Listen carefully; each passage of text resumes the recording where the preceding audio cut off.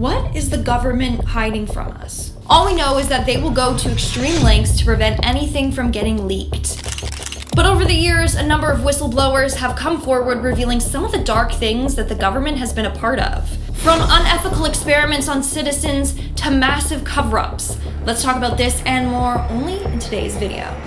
Starting off this countdown, we have the radiation tests. In 1953, a number of tests were done on pregnant women to see the effects that radioactive iodine would have on them and their newborns. These studies were absolutely terrible. In one study, researchers gave these women doses of iodine-131. They all miscarried, but they didn't stop there. The government continued the study on the women's aborted embryos. Another study took place after World War II. 829 pregnant mothers in Tennessee were given vitamin drinks. They were informed that these drinks would help improve their health and the health of their babies. But it actually contained radioactive iron, and the researchers wanted to see how fast the radioisotope crossed into the placenta. Several of the women passed away from these experiments. 4 women died from cancer as a result of the experiments, and most of the women experienced rashes, bruises, anemia, and hair and teeth loss. They just wanted the best for their babies, and they didn't know the government was running these tests on them. Coming in at number 9, we have the hepatitis tests. In 1956, the US government began running tests on young individuals living at the Willowbrook State School in Staten Island. This was a state-supported institution for children with disabilities. And they ended up giving these students hepatitis. They wanted to track the development of the viral infection. Of course, these young students were being tested on without their knowledge or consent. To make matters worse, this study lasted 14 years. They also injected them with a number of drugs to see just what they would do to their body and the hepatitis. The grossest part is that when the government was exposed for this project, they tried to justify their actions, saying that these students were just gonna end up getting it anyways. Yeah, okay.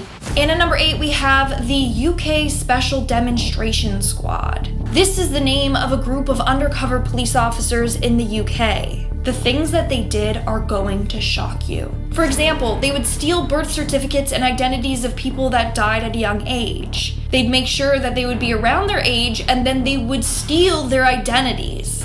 The younger the person that passed away, the better, because then no one knew who they were. You know, they didn't already had a life that they lived. They then would go around with this new identity. In some cases, they purposely got into relationships with women so that they could spy on them. In November of 2015, the Metropolitan Police Force apologized to 7 women that were tricked into relationships by these officers, all so that they could study them. How sick. In our 7th spot today, we have the syphilis experiments. In 1932, the US Public Health Service created an experiment to see the health effects of untreated syphilis. But the test subjects were told that they were given treatments to cure their syphilis. That was all a lie. Instead of giving the men the recommended penicillin treatment, they gave them placebos, like just giving them aspirin. Sadly, 28 men died because of these experiments. 100 more perished of syphilis-related complications, and 40 spouses contracted the disease. And 19 women who gave birth passed on the syphilis to their newborn children. In 1997, Bill Clinton apologized to the survivors and their families on behalf of the government. He admitted that what they did was profoundly and morally very wrong. Duh. In our 6th spot today, we have the Manhattan Project. The Manhattan Project is the project that produced the world's first atomic bomb. They conducted a number of tests, including detonating a series of bombs in a New Mexico desert. They also conducted a number of tests on humans to see how radiation would affect them. One of the tests included monitoring nuclear technicians for the effects of radiation exposure. The technicians had no clue that they were being studied. Some fell extremely sick. One woman had kidney failure. That's when the workers were like, I wonder if we're getting sick from the radiation. How come no one told us about this? Later, more tests were done on human test subjects. This time, they were injected with polonium or other radioactive elements. In the end, hundreds of people ended up being injected or fed with plutonium, which is one of the most dangerous substances in the world. Sadly, they targeted individuals with disabilities. Over 56 young people with disabilities and more than 100 adults with disabilities were injected with plutonium against their will. We are now at our 5th and halfway mark with the mustard gas experiments. In the early part of World War II, it was feared that Germany was going to turn to chemical warfare, so the US Army wanted to be prepared, just in case. One way they prepared was by studying the effects of mustard gas.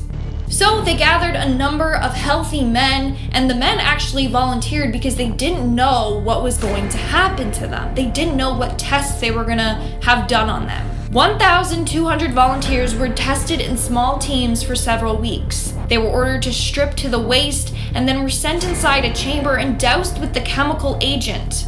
According to one survivor, all of the men began writhing around and screaming in pain as the chemical burned through their skin. Some pounded on the walls and demanded to be let out. Mustard gas causes nasty burns to the skin and can also cause uncontrollable bleeding to the lungs when inhaled. Here's the thing. The survivors were threatened by the government. In no means could they tell anyone what had happened to them. If so, they were gonna rot in military prison. Coming in at number 4, we have Project Sunshine. This is a very messed up government project. Very. During the 1950s, the US government was using stillborns to conduct radiation tests on. They wanted to see the effects that radiation would have on humans and how much radiation one could withstand. They called this Project Sunshine. What's sad and messed up was that the government was stealing body parts from morgues without the family's consent. No one knew. They were stealing stillborns and then just parts of people.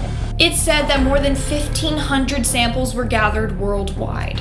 And at number 3, we have America's Secret Biolabs. There are a number of secret labs in America that are doing dangerous experiments right now. One that's very concerning is the lab that is working with the world's most dangerous pathogens and biosafety. No one knows where these labs are or what exactly they're doing with these deadly viruses. Even more concerning is that sometimes vials of bioterror bacteria have gone missing. Lab mice infected with deadly viruses have also escaped, and wild rodents have been found making nests with research waste. Not only that, but cattle infected in a university's vaccine experiment were repeatedly sent to be killed, and then their meat was sold to us to be eaten. That's right, they were testing shit on the cows and then killing the cows, and then they're like, use the meat, yum, totally safe. And at number 2, we have the monster experiment. In 1939, psychologist Wendell Johnson and his student Mary Tudor conducted something known as the monster experiment. For the experiment, they used 22 young orphans, and the whole case study was on stuttering. They wanted to see if psychological abuse could induce stuttering in children. Turns out, it did.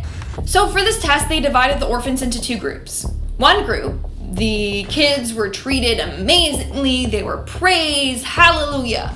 In the other group, they were treated the complete opposite. In the end, the children that were tortured and abused had developed stutters and had them for the rest of their lives. And in our number 1 spot today, we have the LSD experiments. Dr. Frank Olson was an American bacteriologist and biological warfare scientist that worked for the Army and CIA. On November 28th of 1953, Frank died after falling out of a hotel in Pennsylvania.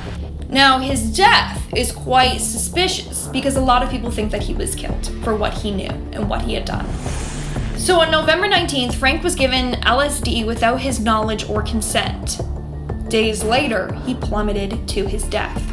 Many people think that the government had something to do with this. Either they were drugging him constantly and he became so delusional that he took his own life, or that he was in too deep. Apparently, days before his death, he attempted to resign. He even told his wife that he had made a terrible mistake, and then he mysteriously died. Suspicious, don't you think? Alright folks, that's all for today's video. If you want to see a part 2, you can let me know in the comments below. While you're down there, smash that like button, obviously subscribe to my channel. I've been your host, Lindsay Ivan. Stick around for some bloopers, and I'll show you when I show you. Bye. They continued the study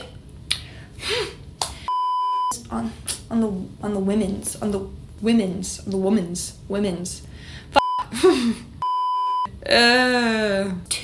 hair loss, teeth loss. What the fuck am I saying? In 1953, a number of tests were done on pregnant women to see this. Let me try that again. What am I doing? So on November 19th,